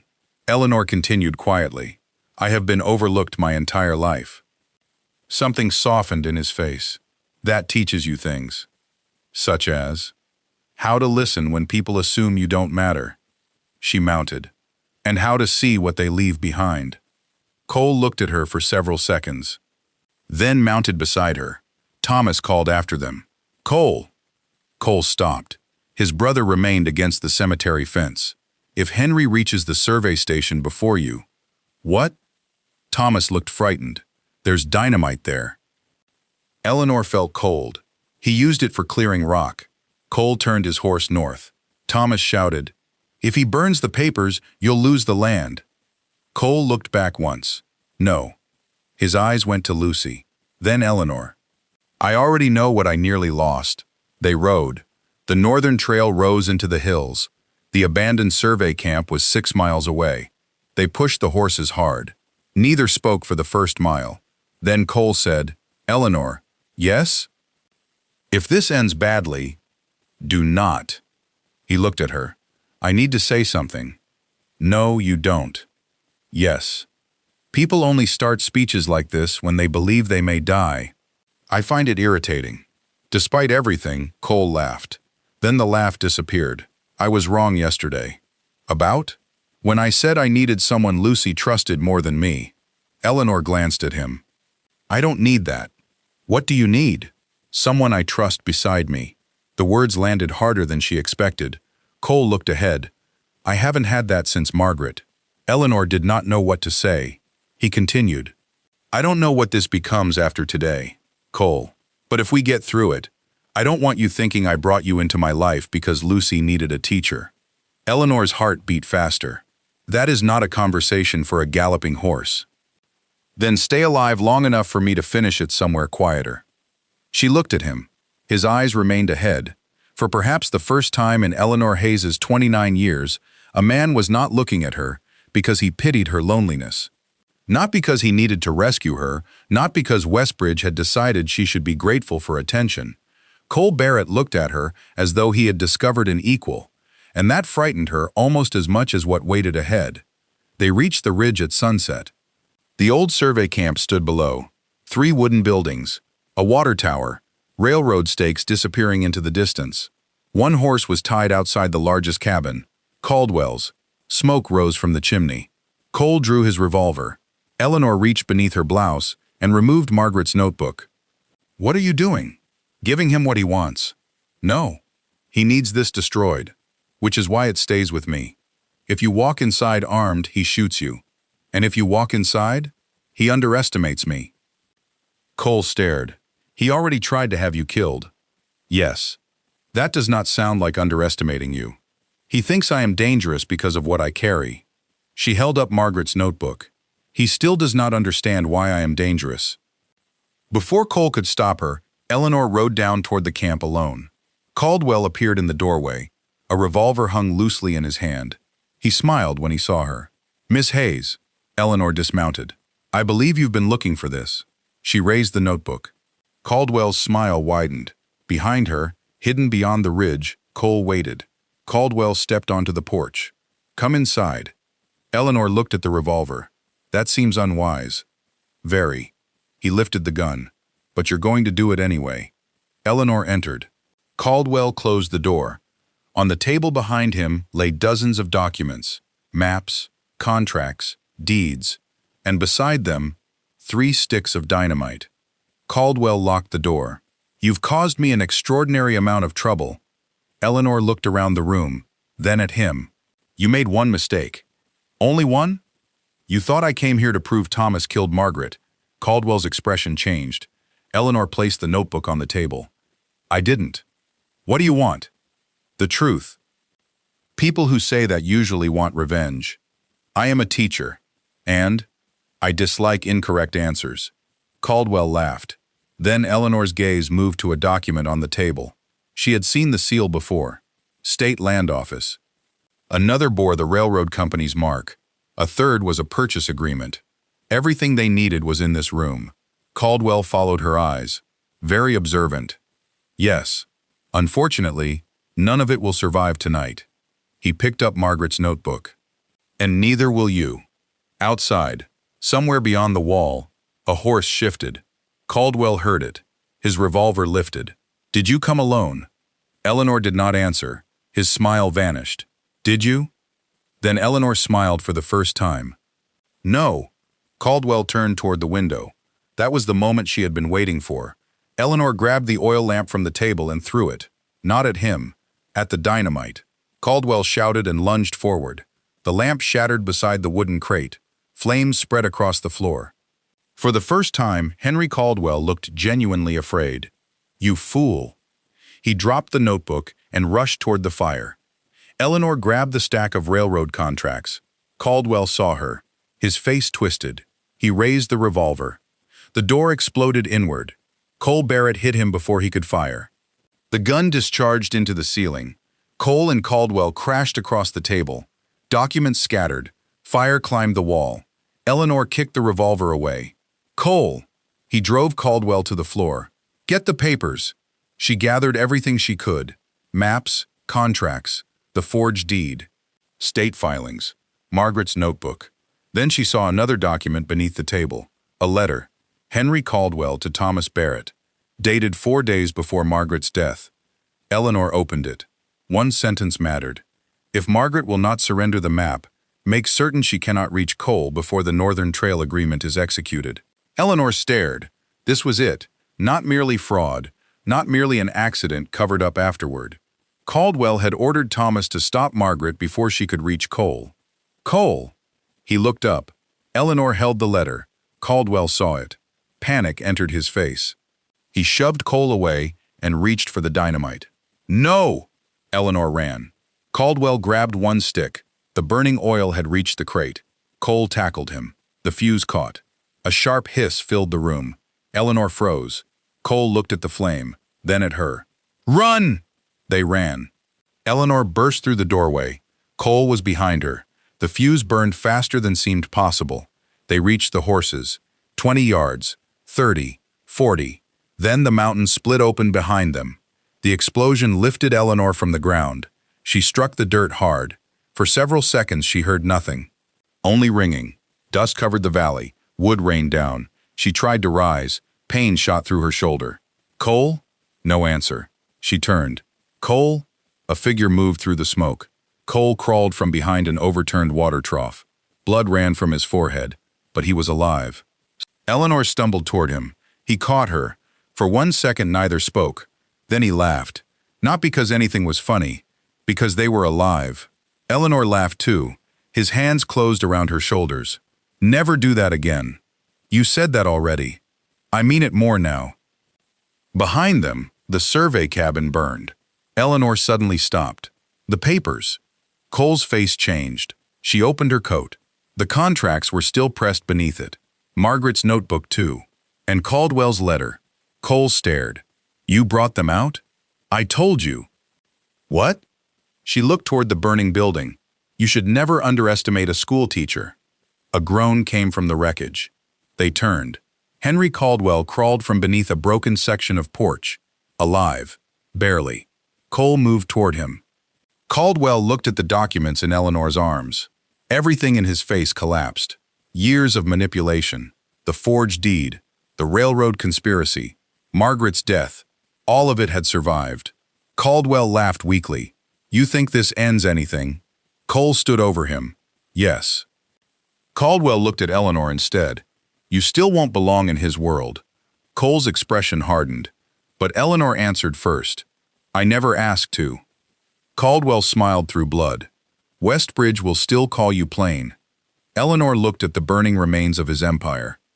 Then Westbridge will have to find something else to discuss.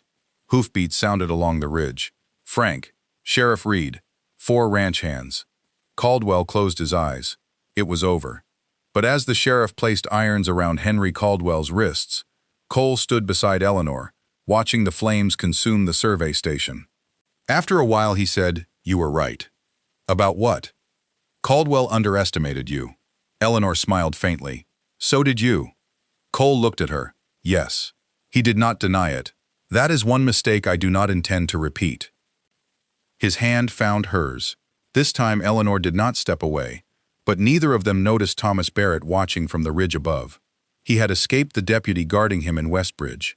And now, from the darkness beneath the trees, he watched his brother hold Eleanor Hayes's hand. In Thomas's coat pocket was one final document, one Caldwell had never known he possessed, a document that could still destroy Cole Barrett. And if Thomas could no longer have the northern land, he intended to make certain his brother lost everything with him. Thomas waited until the sheriff's riders disappeared down the mountain. Then he moved. The road back to Westbridge was dark by the time Cole and Eleanor started south. Sheriff Reed had taken Caldwell ahead under guard. Frank rode with him, carrying the recovered contracts inside a leather case. Cole and Eleanor followed more slowly. Neither had the strength for speed. Eleanor's shoulder ached from the explosion. Cole had wrapped a strip of cloth around the cut above his eyebrow. For several miles, they rode in silence. Then Cole looked at her. You realize you're going to have to explain this to 23 children. Eleanor glanced at her torn dress. I intend to tell them geography became unexpectedly practical. Cole laughed. She smiled. It felt strange, not the laughter, the ease of it. Only 2 days ago, he had been a distant name attached to land, cattle, and money. Now she knew the shape of his grief. He knew the particular way she became sarcastic when frightened. That seemed far more intimate than courtship. Cole looked ahead again. When we reach town, I want you and Lucy somewhere guarded. You expect more trouble. I spent 11 months believing my wife died in an accident. I am finished assuming the worst has already happened. Eleanor could not disagree. They crossed Miller Creek shortly before midnight. A rider appeared ahead. Cole's hand went immediately to his revolver. Who's there? The rider entered the moonlight. Thomas. Cole stopped. Eleanor did the same. Thomas looked exhausted. His coat was torn. Dust covered his face. But there was something almost peaceful in his expression. Cole drew his gun. Get off the horse. Thomas did, slowly. I'm not here to fight. Then you made a poor choice following us.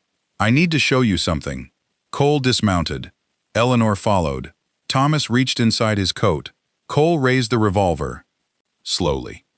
Thomas removed a folded document. He held it out. This is why Margaret died. Cole did not take it. What is it? The original Barrett inheritance agreement. Cole frowned. Our father's will? No. Thomas looked at Eleanor. The document he signed before the will. Eleanor took it. The paper was old, nearly 20 years old. She moved beneath the moonlight and began reading. Barrett land was divided into two categories: operating property and protected family property. The northern tract was protected. It could not legally be sold outside the Barrett bloodline without consent from all direct heirs. Cole looked at Thomas. So? Keep reading. Eleanor did. Near the bottom was a clause added after the deaths of their parents. If either Barrett brother died without a surviving spouse or legitimate child, his protected share reverted to the other. But if Cole had a child, Lucy, then the northern land could never pass solely to Thomas. Eleanor's eyes lifted. Caldwell needed Margaret's ownership removed. Thomas nodded. And eventually Lucy's. Cole's face went cold. What are you saying? Thomas looked directly at him. Henry never planned to let me keep the land. Cole took a step forward. He planned to sell it through you. No. Thomas swallowed. He planned to remove everyone between him and it. Eleanor understood. Margaret first. Thomas nodded. Then, silence. Cole looked toward him. Then who? Thomas's eyes moved toward the road to Westbridge. Lucy. Cole struck him. Thomas fell. This time Eleanor did not stop Cole immediately. Cole grabbed his brother by the shirt and dragged him upright. You knew. Not until tonight. Liar. I swear. You expect me to believe anything you say? No. Thomas's voice broke. But believe the paper. Cole shoved him away. Thomas fell again. Eleanor picked up the document. Why did Caldwell need Lucy dead if Thomas already held the forged deed? Because the original agreement could invalidate the transfer, Thomas said, if anyone produced it. Where was this? In my father's old safe. And you hid it? Thomas laughed bitterly. For years. Why? Because I thought it protected me. He looked at Cole.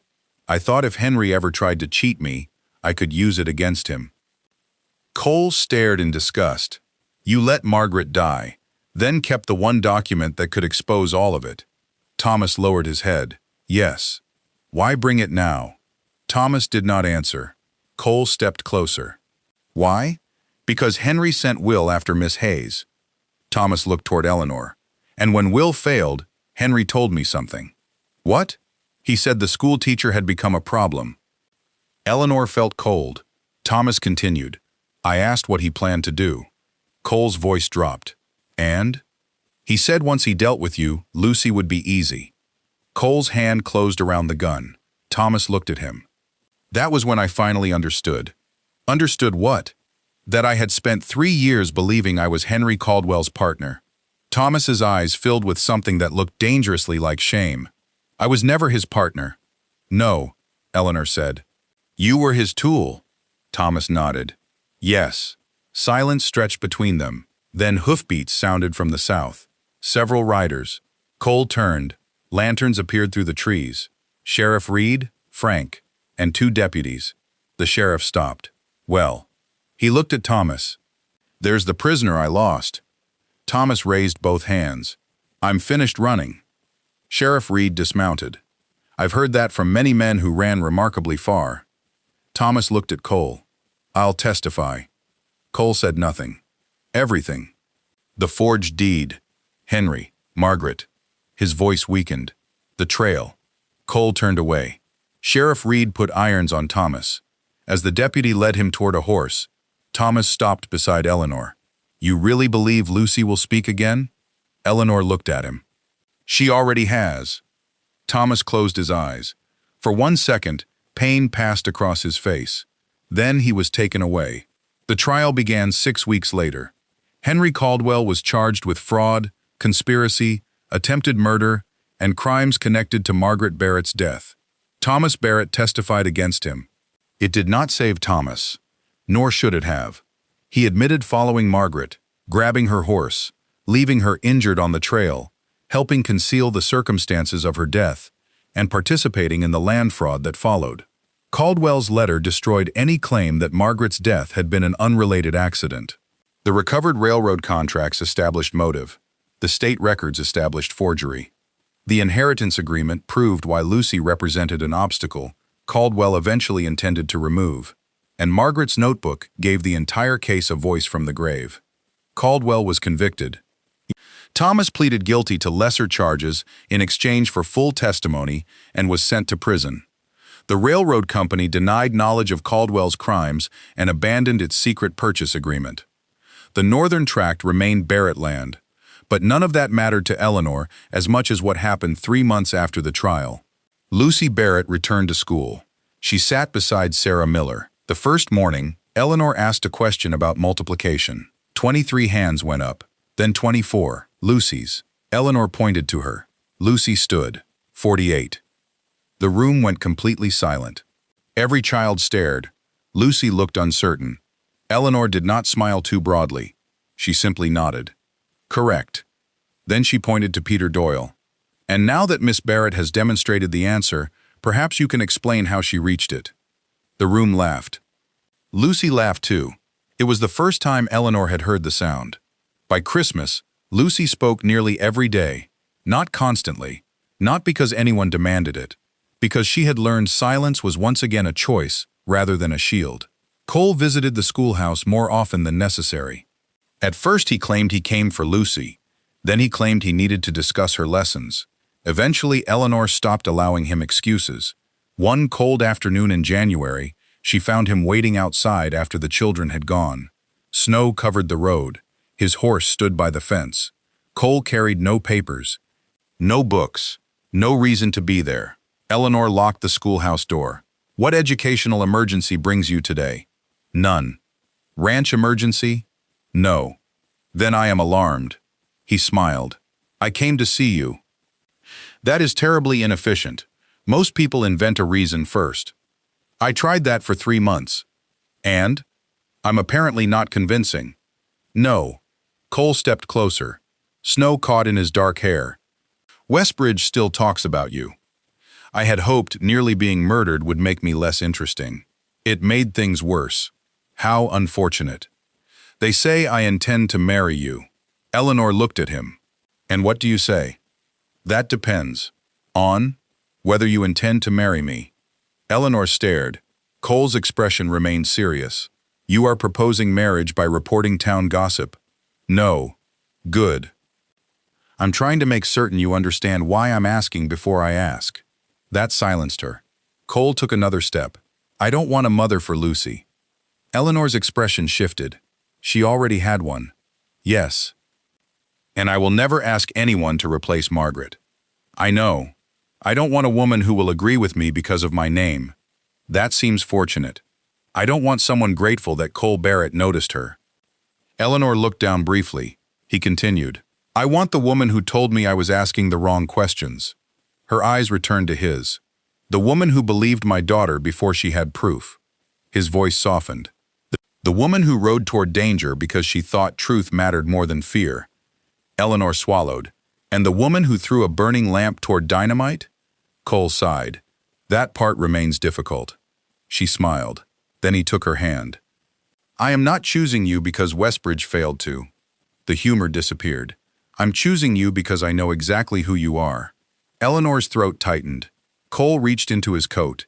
He did not produce a ring. Instead, he produced Lucy's first note. The paper was worn now. Please don't make me go home. Eleanor stared. I kept it, he said. I noticed. This brought you into our lives. No. Cole frowned. Eleanor folded the note gently and pressed it back into his hand. Lucy did. He smiled. Yes. Behind them came the unmistakable sound of a child trying unsuccessfully to remain hidden. Eleanor looked toward the schoolhouse corner. Lucy. A small head disappeared.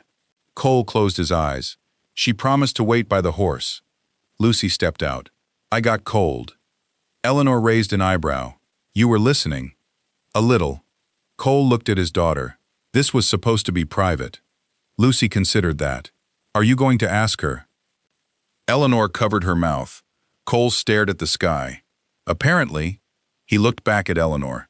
Then, finally, he did what Westbridge had spent months predicting and what Eleanor had never allowed herself to expect.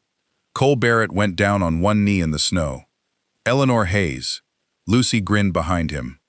Cole ignored her. You have never needed anyone to rescue you. Eleanor's eyes filled. I know.